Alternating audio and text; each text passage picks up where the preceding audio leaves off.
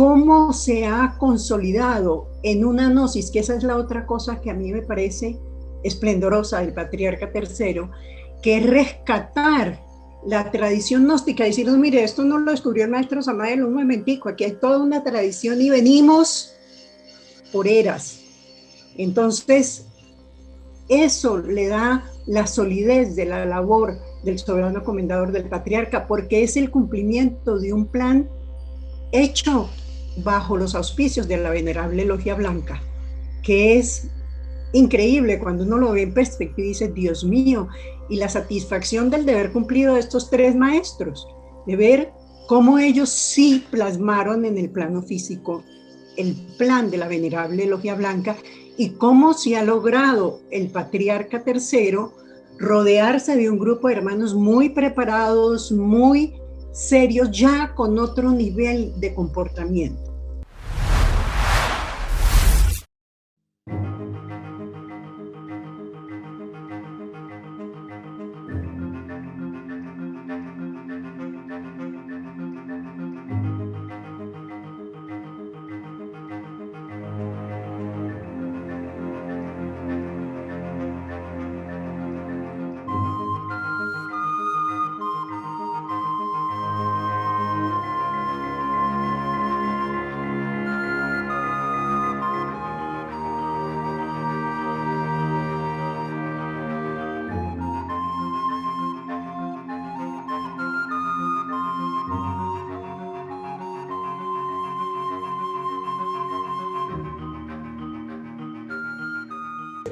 Hay hermanos que pueden recordar muchas más cosas que yo de esa época, ¿no?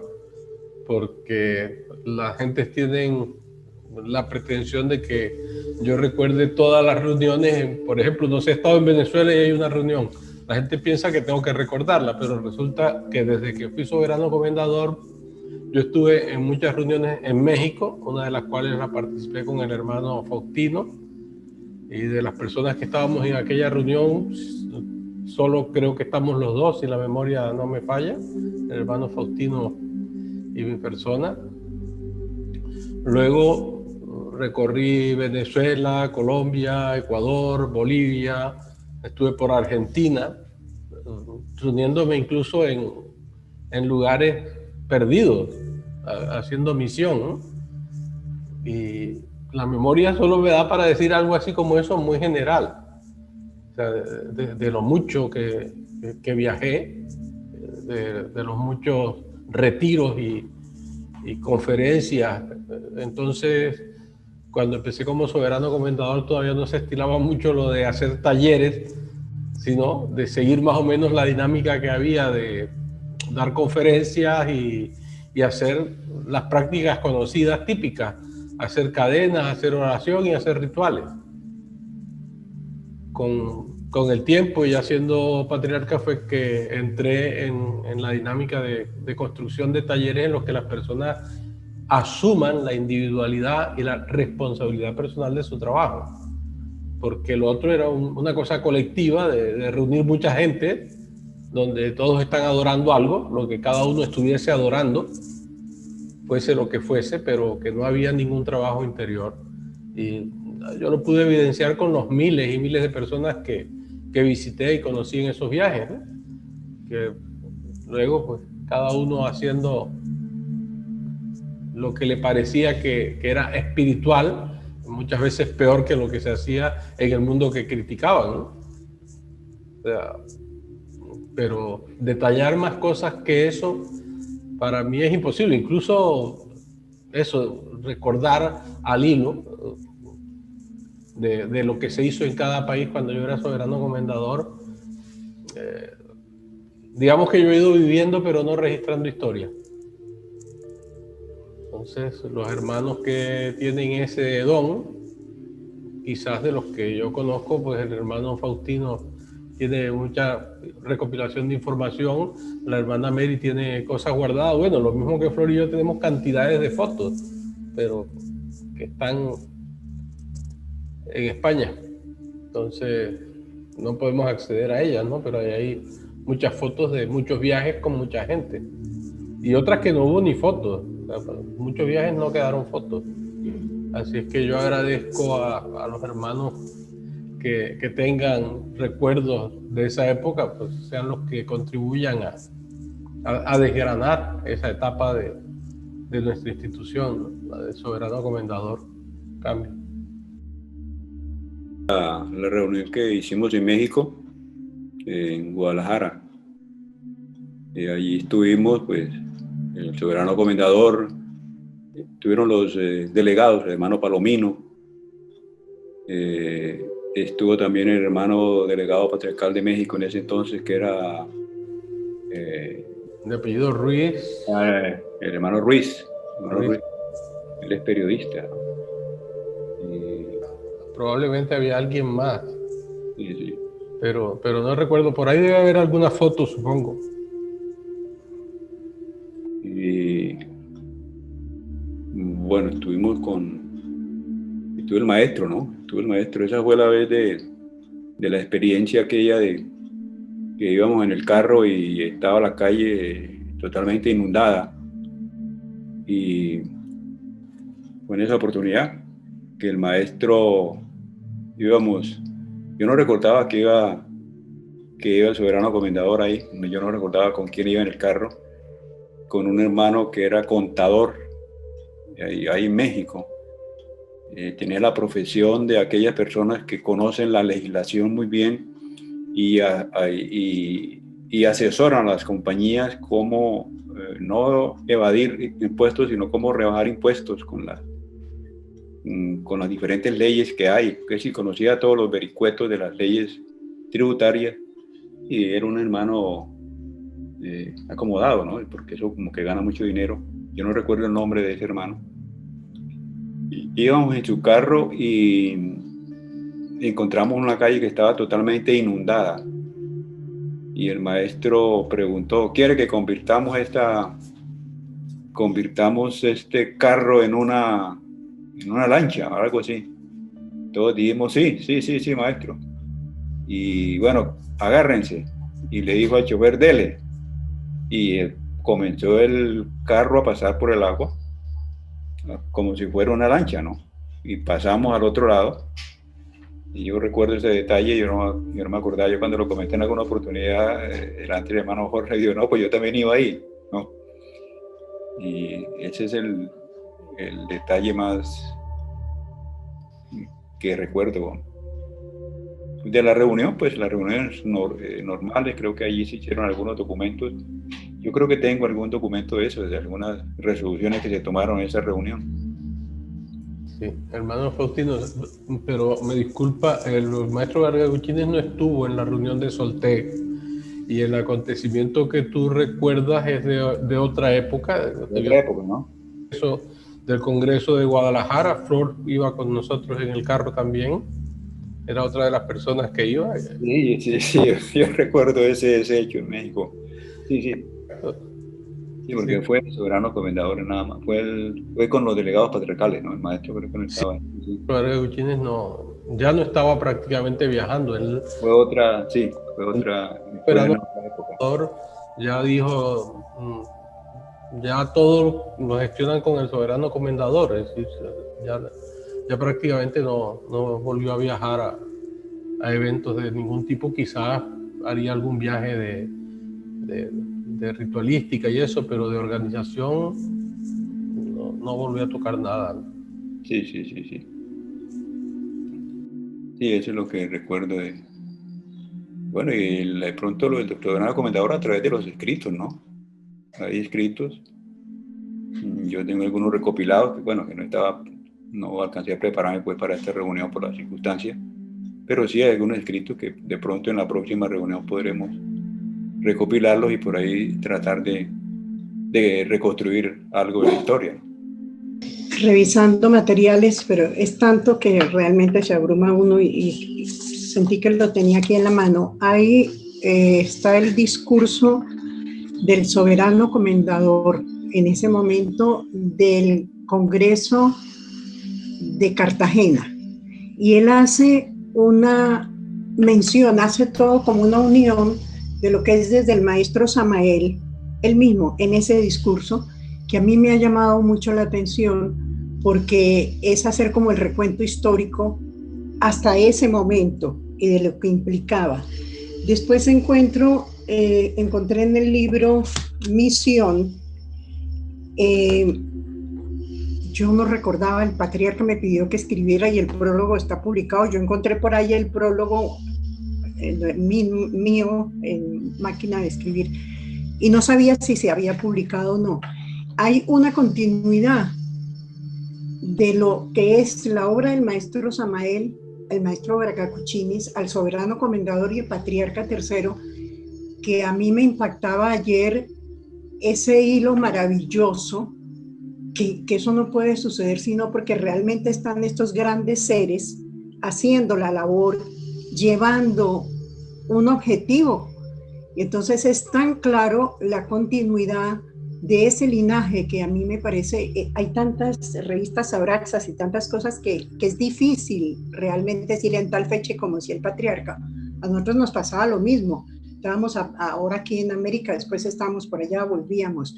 Pero ese discurso del patriarca, en ese momento soberano comendador, yo creo que debe ser publicado. Es muy, muy interesante porque él hace esa continuidad. Y si hay algo que me impresiona es cómo desde el maestro Samael al maestro Viracochanis, que quería una gnosis de gente más preparada, y eso lo dice el soberano comendador en ese discurso, y fue y lograrlo y irse preparando y llegar a esta preparación permanente que ha hecho el patriarca tercero para elevar el nivel cultural del patriarcado. Yo creo que esto es de un valor increíble.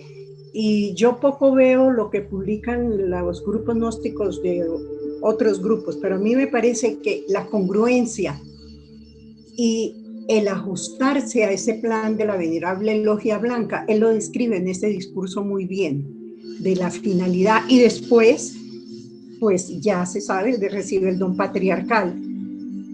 Y en el momento que desencarna el maestro Viracochanis, yo ya tenía 1 o 2 meses de haberme ido a Irak, Ernesto tenía casi 1 año, y nosotros no vivimos lo que fue la transición de la desencarnación del patriarca segundo al patriarca tercero, porque estuvimos 6 años por fuera de América.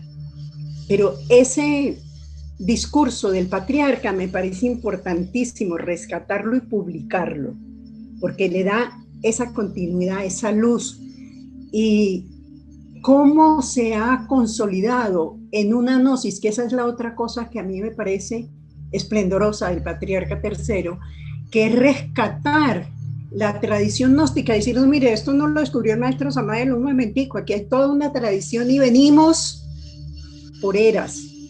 Entonces, eso le da la solidez de la labor del soberano comendador del patriarca, porque es el cumplimiento de un plan hecho bajo los auspicios de la venerable logia blanca, que es increíble cuando uno lo ve en perspectiva y dice, Dios mío, y la satisfacción del deber cumplido de estos 3 maestros, de ver cómo ellos sí plasmaron en el plano físico el plan de la venerable logia blanca, y cómo se ha logrado el patriarca tercero rodearse de un grupo de hermanos muy preparados, muy serios, ya con otro nivel de comportamiento. Cambio y fuera. Como bien nos lo ha dicho el maestro Jorge, pues la memoria es traicionera, ¿no? Y a veces se nos cuelan eventos de unos momentos que no se han vivido, y afortunadamente esos escritos nos permiten recordar. En el libro Misión, sí, también le mandé al hermano Richard precisamente el prólogo que hace, creo que don Ernesto y doña Mary, que a mí me sorprendió porque no lo había leído, ¿no? Pero leí ese prólogo el día que Richard me pidió que le enviáramos la foto de la pasta del libro, y también le envié el prólogo, porque es parte de un discípulo de tres maestros, en el caso de doña Mary y el hermano Faustino y el patriarca y Flor, que están presentes, y podemos reconstruir parte de esa historia. Gracias. si me permiten, digamos que tendría que ver con el final de la labor como soberano comendador después del Congreso de Cartagena y la entronización. Probablemente muchos, o quizás muy contados, puedan saber que esa entronización fue una inspiración del esposo de doña Mary, de nuestro querido hermano Ernesto. Él fue quien propuso que eso era importante, ¿no? Y con él comentamos el evento y quiénes podrían ser las personas que lo llevaran a cabo, y el que saltó a ofrecer un lugar inmediatamente fue el hermano Sandalio Uribe. Por eso se hizo en Bucaramanga ese evento. Pero yo no pensaba hacer nada de eso personalmente, porque la transmisión del don patriarcal y el Congreso de Cartagena era para mí suficientemente significativo, pero pues el hermano Ernesto, con su mirar diplomático, me decía, o me dijo en ese entonces, que era conveniente que en el Congreso de Cartagena había habido unas cuantas personas, pero que había todo un pueblo que no había podido participar, y que si se hacía este evento más corto, más rápido, es decir, que no iba a estar varios días, sino que era llegar, se hacía el evento y la gente se iba, podía participar muchísima más gente, y entonces se conocía la sucesión por mayor cantidad de gnósticos. Y bueno, me pareció una idea que podía realizarse, o sea, no ponía nada malo, y yo cuando algo no pone nada malo me parece bueno. O sea, y bueno, hay mucha gente que lo recuerda con cariño, con afecto, y otros lo recuerdan como la oportunidad para decir, si ven cómo no es patriarca, si él lo ungió alguien que no era patriarca. Parece ser que a los reyes los ungen gentes que son reyes, y no es verdad, la historia no funciona así. Incluso ha habido algunos que se han puesto la corona ellos mismos, ¿no? Pero la mayoría lo hace algún personaje con alguna valía dentro de la comunidad, ¿no? O según las tradiciones que cada pueblo ha instituido. Ha habido algún primer momento que luego se repite históricamente y es lo que crea tradiciones. Y en este caso, pues digamos que el personaje que entonces había estado más revoloteando en torno al maestro Garga Guchínez era precisamente el hermano Palomino, y había sido uno de los primeros que se había prestado a colaborar con el soberano comendador, aun cuando personalmente sabía que teníamos muchos puntos de desencuentro, y bueno, también conocía las referencias de la esposa del maestro Garga Guchínez, mi madre, respecto al personaje. Entonces, bueno, la historia hay que dejarla rodar, porque no se puede hacer a nadie de malo antes de que lo sea, solo porque veo que va a hacerlo. O sea, esa preconición del futuro muchísimas veces fracasa, porque las cosas no terminan saliendo como podrían haber salido, porque muchas gentes no entienden que el futuro también está condicionado a las posibilidades, a que hay futuros alternativos, y que tiene que darse una serie de acontecimientos para que sea uno u otro. Y en este caso, pues sí, digamos que esas premoniciones y esas visiones de desencuentros condujeron a lo que al final condujo. Pero quería anotar ese hecho, que la transición de soberano, comendador a patriarca, como lo uno fue hecho en vida del maestro Garga Guchínez y lo otro fue hecho cuando ya no estaba vivo, el hermano Ernesto quería indicar una transición muy clara para todo el pueblo, ¿no? Cambio. Sí, en relación con Palomino y doña Dilia siempre manifestó, expresó reservas. Al maestro Garga siempre le advertía que no confiara tanto en Palomino, porque el maestro pues lo miraba como un misionero, pero doña Dilia siempre tenía reservas o precauciones, alguna precaución con Palomino, ¿no? Ella presentía pues que iba a terminar todo el tema de Palomino, y como fue, ¿no? Resolvió declararse patriarca, ¿no?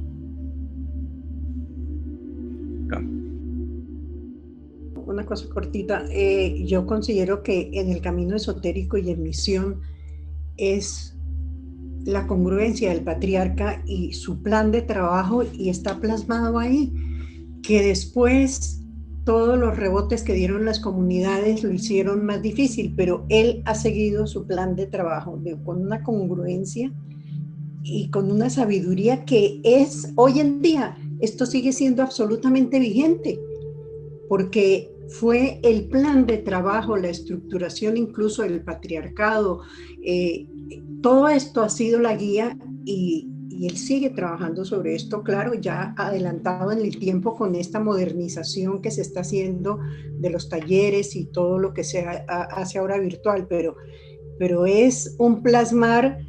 Él ha escrito tal cantidad de cosas. Yo tengo tantos escritos del patriarca en Abraxas, lecciones o cosas que él mandaba desde Canarias y que nos llegaban, y yo todo eso lo fui guardando, pues lo estudiaba y lo guardaba. Es un material inmenso, pero Camino y Misión pues realmente resumen, son como la piedra angular donde está expresado su misión, lo que él iba a hacer, que el nombre no podría ser más exacto, misión y camino esotérico. Entonces de ahí hay todavía, es decir, es vigente, cambio y fuera. Sí, creo que en reuniones pasadas hablábamos de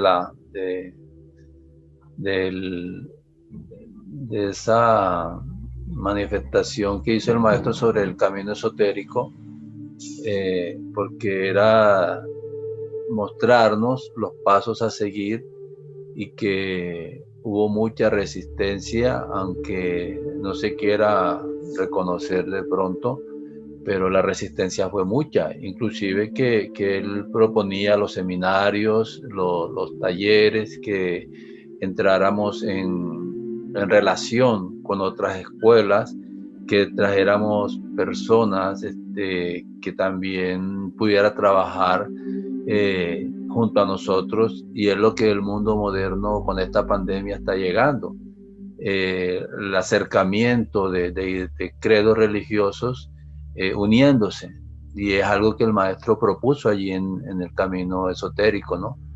Porque es ese devenir, esa perspectiva de un maestro, de señalar el camino, pero como yo una vez le dije por allá en el año 90 y pico, digo, maestro, yo me demoro muchos años para entender lo que usted dice. Y él me dice, y afortunadamente vengo cada 5 años a Colombia. Entonces, eran cosas que había que taladrar, y fíjense lo que dice la hermana Mary, o sea, ese mostrar del quehacer, el estado de conciencia de los discípulos, pues uno por un lado, el tener que resolver cosas de la vida, como lo dice no me olvido ahora, que habla de la necesidad de resolver las necesidades básicas, que es muy difícil. Abraham Maslow, ya me acordé, que habla de resolver las necesidades básicas para llegar a ciertas autorrealizaciones. Y es algo que yo veo en nuestra amada institución gnóstica, que hermanos aún resolviendo necesidades de alimentación, otros de abrigo, otros de techo, se les queda difícil poder sincronizarse en la idea de un maestro, porque un maestro vive para lo que está enseñando, vive para la logia blanca, y no es fácil, no es fácil. Entonces, eso que planteó el maestro, no sé cuántos años tenga ya el camino esotérico, pero fíjese que con la pandemia se está dando. Entonces, es dedicarle tiempo a la obra para sacarla adelante. Y una frase que le decía ayer al maestro, pues el maestro Samael dice, la divinidad nos da lo que podamos atender. De cómo lo estamos atendiendo, con qué calidad lo estamos haciendo. Entonces eso reconocerlo no es fácil, de que entender a un maestro hay que estar en la obra, hay que estar allí, como se dice, al pie del cañón, trabajando firmemente sobre eso. Y Mary lo saca ahora a relucir, que es un lineamiento de esa misión que el maestro Jorge está cumpliendo por mandato de la Logia Blanca, y trae ese linaje de los maestros, ¿no? Que no es fácil, y como dice en el libro Sirviendo a la Humanidad, los maestros preparan 1 o 2 discípulos por si alguien no sigue o se desvía, ¿no? Pero siempre esa carta, ese as bajo la manga que siempre tiene un maestro de los quilates que tenemos en nuestra amada institución gnóstica. Gracias, queridos hermanos y hermanas, por recordar esa tremenda labor que hemos realizado durante muchos años, y aparte de eso que comentan de todos mis escritos, pues los cientos de cartas perdidas, ¿no? Cientos de cartas a muchísimos discípulos de toda América que me escribían como soberano comendador, incluso de antes de ser soberano comendador, que me escribieron cuando se estaba gestando toda la debacle de destrucción de la obra del maestro Garga Cuchines, porque había gente que me escribía contando que eso lo estaban preparando, porque no era una cosa, ¿cómo se dice?, vox populi, o sea, que querían acabar con Julio Medina y el maestro Garga Cuchines, porque más que Julio Medina era la idea de que el maestro Garga Cuchines no debería, como lo estamos viendo, pasar a la historia, o sea, que lo han intentado a diestra y siniestra, no existe. Todo saltó de la gran labor única y exclusiva y titánica de la batalla de Acuario, sin más ayuda que la divinidad, y de ahí saltó al gran poder de los señores del karma a través de un juez. O sea, una cosa que bueno, se ve en las transiciones del entorno de todo maestro y maestra que trabajan por llevar esta enseñanza al mundo, que la gente es lo que, si le da un grano de arena, lo convierten en un ladrillo para tirárselo a los demás. Si les da un poquito de agua para calmarle la sed, lo convierten en cómo ahogar a otro. Y así sucesivamente. O sea, cualquier cosa que le den para el bien lo convierten en algo de uso para el mal, ¿no? Es la tradición histórica de esta especie a la que lamentablemente pertenecemos, en el sentido de que no hemos podido ayudarla a cambiar a pesar de las generaciones y civilizaciones pasadas. Como discípulo del maestro Garga Cuchines, lo que estamos haciendo de recontar y contar y contar la vida y obra que él realizó con todos nosotros, y la cadena que se hizo con él, pues es una manera de decir, esta es la obra del maestro, ¿no? Por eso yo todavía insisto en que públicamente y en reunión física, esa historia hay que seguirla contando, porque el pueblo que no lo conoció o que está en la escuela necesita conocerlo, porque esa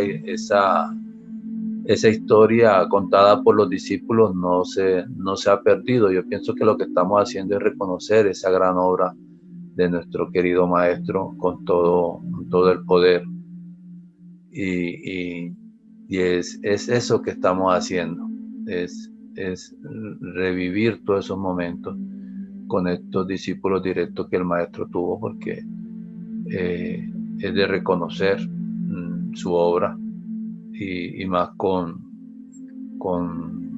el linaje del maestro Jorge, ¿no? Entonces yo considero que es hacer y seguir haciendo esto que estamos haciendo, seguir contando esta historia, ¿no? Vivida por todos los hermanos que de buen corazón queremos todavía mostrarle al mundo, o a las personas que se acercan a la institución, contarle toda esta historia. yo todavía insisto que vamos a reunirnos un día y a reunir el pueblo para públicamente seguir contando esto, maestro Jorge, con estos discípulos, Faustino, doña Mary, Flor, el mismo patriarca, de contarle a la gente la grandeza del maestro, porque la grandeza del maestro Jesús fue contada por sus discípulos, ¿no? Entonces, vida y obra del maestro Arreguchini desde la perspectiva de sus discípulos. Y Faustino tiene mucho que contar del maestro, inclusive que me recordaban esta semana una anécdota con un señor de Galapa Atlántico. Nosotros estando en casa del maestro Arreguchini, llegó para que lo curara de la visión. Y me comenta la persona que el maestro lo curó y le dijo: veo borroso. Y dice: en 3 días verás mejor. Vete y no peques más. Lo mismo el nieto, el hijo de Álvaro, que cuenta cómo él revivió a una señora en la playa que había muerto. Entonces son testimonios de vida de personas que vivieron ese instante. Y entonces contar esa historia para que veamos la grandeza de nuestro maestro Arreguchini. Cambio. También eso lo vamos a publicar próximamente, el maestro Samael también previó, en el año 74, 75, comenzó a hacer unas publicaciones en la revista Abraxas, o circulares que llegaban y se publicaban en la revista Abraxas, alertando a la comunidad sobre la necesidad de rodear al maestro Arreguchini. Fueron varias circulares donde alertaba de los ataques y las acciones que se vendrían en contra del maestro, y lo que decía el maestro Samael hablaba de la grandeza del maestro Arreguchini, de quién lo había nombrado como Buda, como maestro, como Buda. Hablaba de la misión encomendada por el maestro Sanat Kumara, etc. Entonces, la conclusión era que había que rodear al maestro Arreguchini. Yo recuerdo en ese entonces, estábamos en Bucaramanga, en el grupo gnóstico, y llegamos a la conclusión, y en aquel entonces comentábamos con el hermano Humberto Díaz, un médico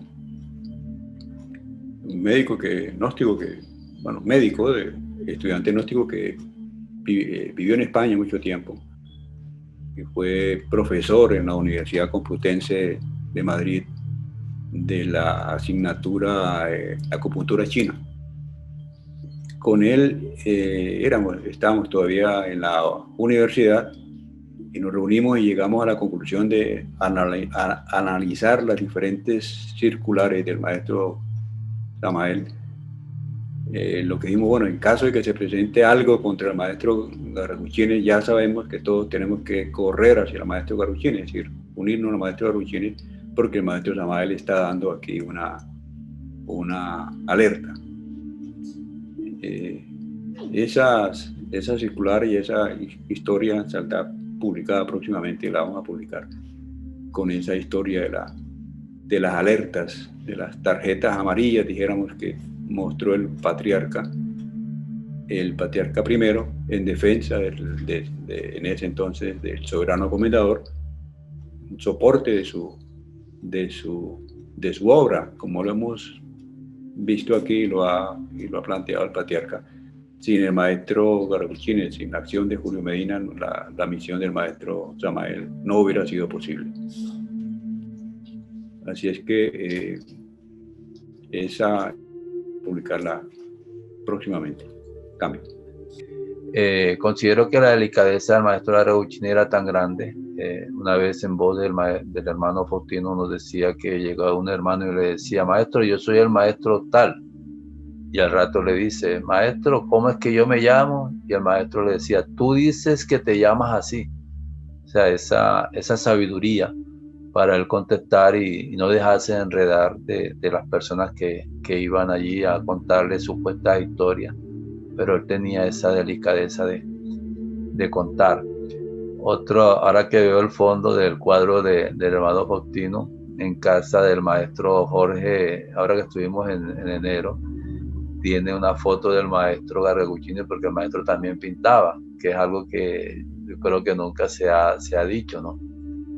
De que el maestro también tenía esa habilidad de pintar, y es un cuadro que contiene el maestro Jorge allí en Bucaramanga. Y otra cosa que voy a decir acá es dos hechos que sucedieron en el Congreso de Quito con relación al maestro Jorge, y fue que él lo manifestaba, Jorge es un Buda. Jorge es un Buda y tienen que empezarlo a reconocer también. Y lo mismo que hizo el hermano Ernesto Velasco cuando se levantó de esa silla como impulsado por un resorte, y también dijo en esa ocasión sobre el maestro Jorge, ¿no? ¿Quién está allí sentado? Entonces son dos hechos que esta semana recordaba con mi esposa Ruby, y que hay que empezar también a mostrar la obra de nuestro maestro Jorge de ese linaje. Perdón, el hermano Saúl me hace recordar en una ocasión, en una asamblea, no recuerdo dónde sería, con el maestro Garreguchini, y alguien del público, y creo que era dominicano, de República Dominicana, si mal no recuerdo, que habló diciendo que era el maestro tal y que tenía que dar un mensaje que la Logia Blanca enviaba, y no sé qué cosa, bueno, soltó lo que tuvo que decir, y la respuesta del maestro Garreguchini fue en esa tónica que dice el hermano Saúl, fue decir, bueno, la verdad es que yo no tengo testimonio personal de haber escuchado nunca ese nombre en la Logia Blanca, ¿no? Y no dijo más nada. O sea que las inspiraciones perdidas de las personas que sueñan con ser grandes seres, es, bueno, una mitomanía propia del ego, ¿no? Es característico. En este mundo en el que nos movemos, eso se da, como dice uno, en un viejo cuento, da uno una patada en el suelo y saltan miles de alimañas, ¿no? Salen corriendo ratas y cucarachas y arañas, y sale de todo. O sea que este mundo se mueve en torno a una frontera muy, muy fina, el filo de la navaja, entre estar cuerdo y no estar cuerdo, o con la cuerda rota. De modo que sí, el maestro Garreguchini siempre procuró ser muy, muy delicado en la manera de tratar a las personas, y él decía por qué. Fue la experiencia de sus inicios,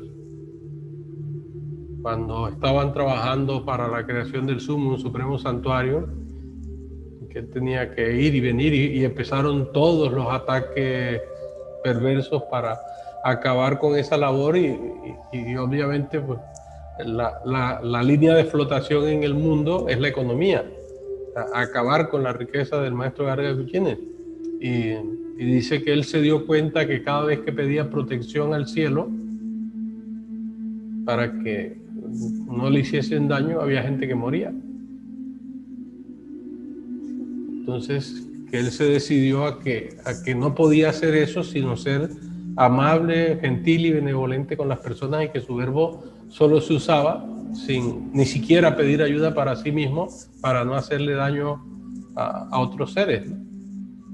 Y bueno, eso es una bondad de un Buda iluminado como pocos ha habido en la historia, porque el maestro Samael era el Buda Maitreya, según él mismo dice, o sea, el Buda que debía encarnar en estos tiempos para llevar la doctrina de salvación al mundo, y sin embargo él enseñaba espada en mano cómo mandar al abismo a los demonios.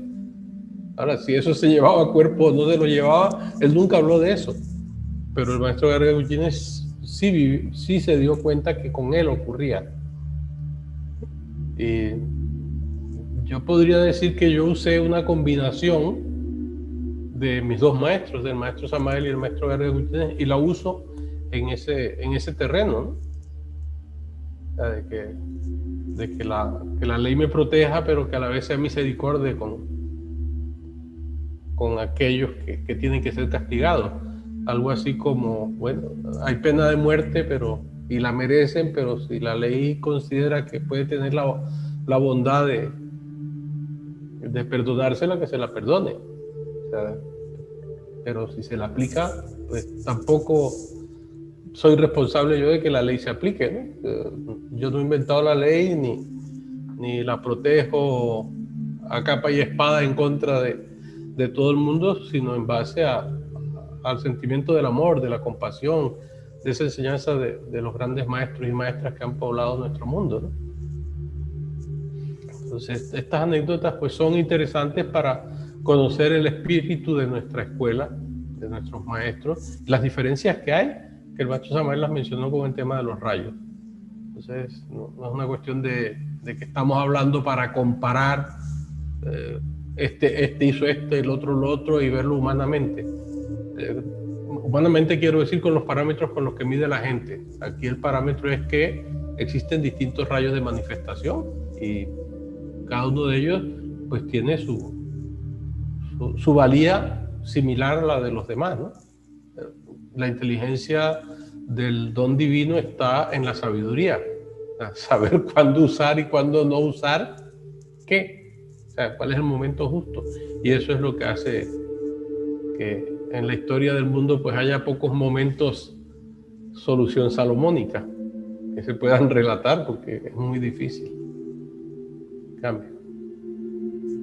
Sí, me viene a la memoria una parte de la carta testamentaria donde no la tengo a la mano para hacer textual, pero sí recuerdo que allí el maestro Arrecuchini reza que el maestro Jorge al único que tiene que darle cuenta es al Señor Jehová.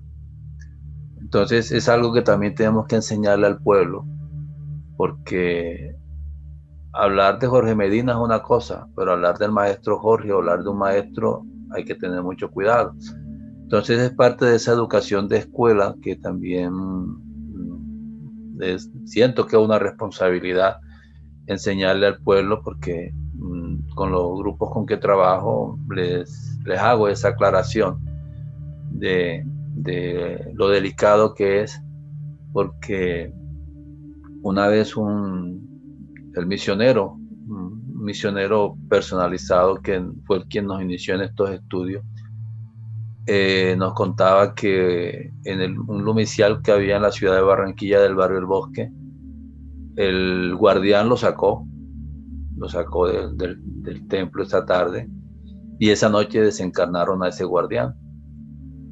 Y él me dice que tuvo una experiencia donde el guardián decía que por qué lo habían desencarnado, y le dijeron por inmaduro. Entonces, si eso sucede con un discípulo, con un neófito, mucho más cuidado hay que tener con lo que se dice o se hable de un maestro, porque es la representación, o de un mismo delegado patriarcal, porque es la representación de la divinidad, es la representación de la logia blanca. Entonces parte de educar, porque cumplimos nosotros con la misión de enseñar esa delicadeza que hay que tener con el verbo. Y por algo se estará dictando ontología del lenguaje, porque esas declaraciones lingüísticas que se hacen de responsabilidad del que lo dice, del que lo hace, entonces es parte de esa educación gnóstica que debemos darle a nuestro pueblo. No solamente enseñar factores y eso, sino enseñar esa letra menuda que el pueblo desconoce, ¿no? Y nosotros creo que cumplimos con nuestra labor de enseñarle esa parte a los discípulos a los hermanos que están con nosotros por piedad y misericordia para con ellos mismos, y nosotros haremos parte de esa tarea. Veo que el hermano Faustino ha intentado hablar. Adelante, hermano Faustino. Gracias, hermano Saúl. Sí, para volver al tema de la delicadeza del maestro Gargochini, escribí de pronto su delicadeza era tanto que hasta el momento de su desencarnación, cuando íbamos con el féretro para la iglesia, el clima de Ciénaga en ese momento era como si estuviéramos en aire acondicionado y había un rocío, una pequeña, no era lluvia, era un rocío que no mojaba durante todo el trayecto, desde que salimos de la casa hasta que llegamos a la catedral, a la iglesia, ahí en Ciénaga. Yo decía, el maestro fue tan delicado que hasta en el entierro, en el transporte de su cuerpo físico, el ambiente era tan delicado, era tan agradable, que no se sentía ninguna molestia en Ciénaga a esa hora, con el sol opacado, el rocío que refrescaba todo, ¿no? Fue una cosa muy, muy agradable, fue un aire acondicionado, fue un ambiente muy especial, ¿no? Y en relación con los autonombrados, una vez estaba yo en Ciénaga, llegó un hermano precisamente de aquí, de Barranquilla, que se hacía llamar, no recuerdo el nombre que se ponía, porque eran dos nombres, uno era Anubis algo, y llegó ahí y se sentó al lado del maestro. Yo recuerdo mucho que estaba el maestro, y le pregunté al maestro, al autonombrado, ¿y tú por qué quieres ser maestro? El tipo no pudo responder nada. ¿Y tú por qué quieres ser maestro? Él llamaba a esos hermanos los autonombrados. Y el hermano pues se quedó callado durante toda la reunión porque no tuvo respuesta a la pregunta del maestro, ¿no? Bueno, cambio, pues. Sí, el maestro era muy delicado. Yo recuerdo que una vez allí en casa en Ciénaga le dije, maestro, yo me voy a poner aquí para no dejar que nadie venga a perturbarlo. Dice, pero tú me mandas a tus hijas que me bombardean a preguntas. Entonces, las niñas estaban muy pequeñas, tenían 4, 5, 6 años, sin mucho. Ella le decía, maestro, ¿qué va a hacer de mi vida? Maestro, ¿qué voy a hacer yo? Y él le decía, deja poner mi mundo en orden para yo entender tu mundo, mijita. Entonces, eran esas cosas que el maestro enseñaba con el ejemplo, con su vida misma, porque en realidad de muchos quilates yo lo comparo como con el Maestro Jesús por todo eso, todo ese poder que él tenía y que lo hacía efectivo con sus discípulos. Inclusive que cuando los lamas tibetanos lo visitaron, que lo encontraron tan enfermo, me decía doña Dilia, los lamas decían que toda la enfermedad de Julio es por todo el trabajo que ha hecho con sus discípulos, que el maestro no escatimó esfuerzos para sanar enfermedades incurables por la ciencia. Entonces, es de muchos quilates nuestro maestro Gargochini, como nuestro maestro Jorge, que lo he visto hacer 2 curaciones. Te me disculpa, maestro, pero eso fue público, eso no fue privado. En Bejuma, Venezuela, estando allí, una hermana se cayó de un 2º piso y el maestro Jorge venía pasando y le dije, maestro, me dice, déjame que voy a hacer una curación. Y con Monseñor Pedro Camelo también en una ocasión, el maestro Jorge cerró la puerta y le agarró los dedos a Monseñor Pedro y le hizo así y lo curó enseguida. Me ha curado, me ha partido los dedos y me ha curado. Y me dice el maestro Jorge, un maestro no hace daño a un discípulo. Entonces he sido testigo de eso y muchas otras cosas del maestro Jorge, pero que narro esas dos públicas porque fueron públicas. Y es de empezar también a mirar esta grandeza de este gran ser que nos acompaña en vida.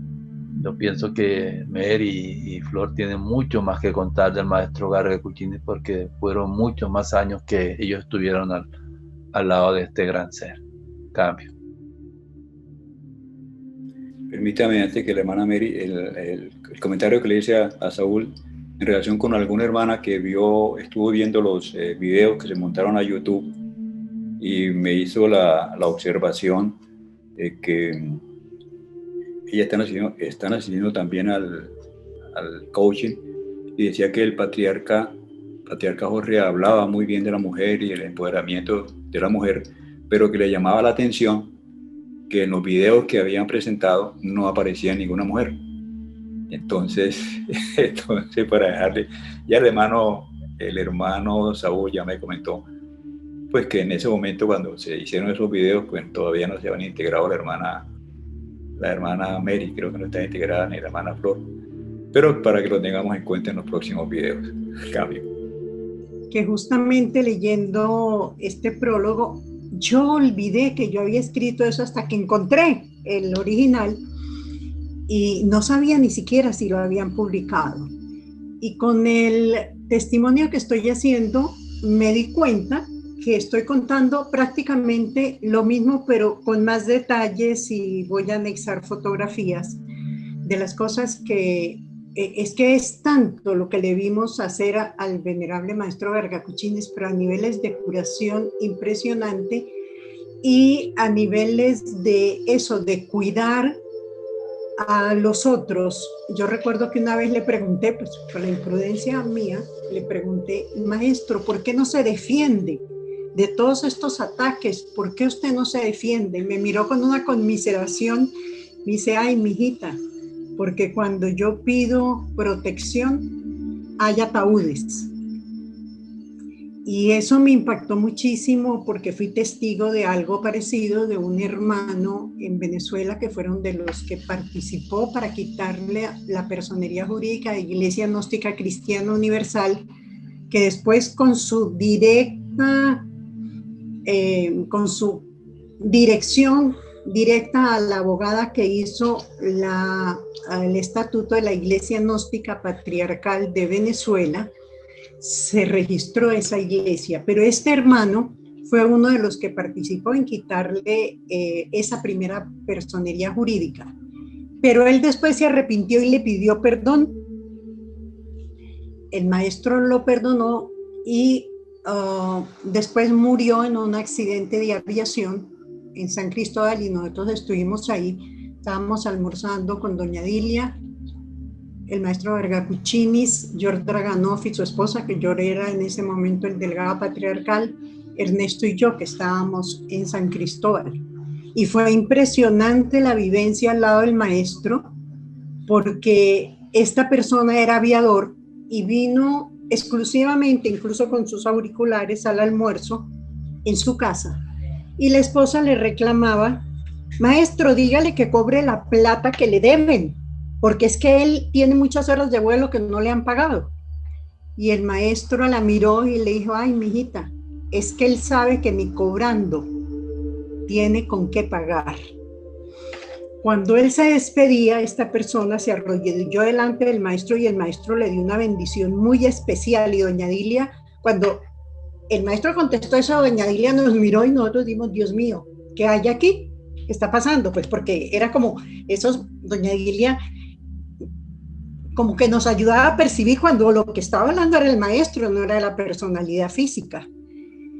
Él le da la bendición y después el maestro parecía estar como aislado, como orando, y cuando salimos en el carro hacia Cúcuta, el avión pasó por encima de nosotros. Curiosamente el número era 16, y entonces el maestro le dijo: mijito, mucho cuidado con las nubes de la derecha. Claro, y doña Dilia me miraba y me decía: es raro. Bueno, llegamos los dejamos a ellos en Cúcuta, que salían el día siguiente para Ciénaga, y nosotros regresamos a dormir en San Cristóbal para regresar a Caracas. Muy temprano en la mañana nos despierta el teléfono y entonces nos dice: George Draganov se accidentó, se acaba de accidentar en el avión fulano de tal. Y nos tocó asistir, quedarnos en San Cristóbal, por supuesto, y George Draganov hizo el ritual funeral público de este hermano. En ese momento se dijo la invocación del sabio Salomón y varios se acercaron a preguntarnos: ¿qué es lo que ustedes saben? Eran muchos clientes judíos que él tenía y decía: ¿ustedes qué saben? ¿Ustedes qué saben? Porque ustedes invocan a seres que son de nuestras creencias. Entonces fue impactante ver cómo este discípulo pudo rectificar, llegar a su maestro, pero igual desencarnó en esa forma, y haber sido testigos presenciales todos de cómo el maestro lo fue asistiendo por cada minuto y lo fue como acompañando antes de que él desencarnara. Cambio y fuera. Muchas gracias por su tiempo, pero son cosas conmovedoras que se mueven en el alma de cada uno de nosotros. Por lo menos yo el domingo estaba que no podía, porque era tanta la emoción de dirigirme al maestro con esas palabras que no fui capaz de decirlo como debía ser, pero se conmueve el alma con todos estos registros históricos. Va a inferenciar, hermano.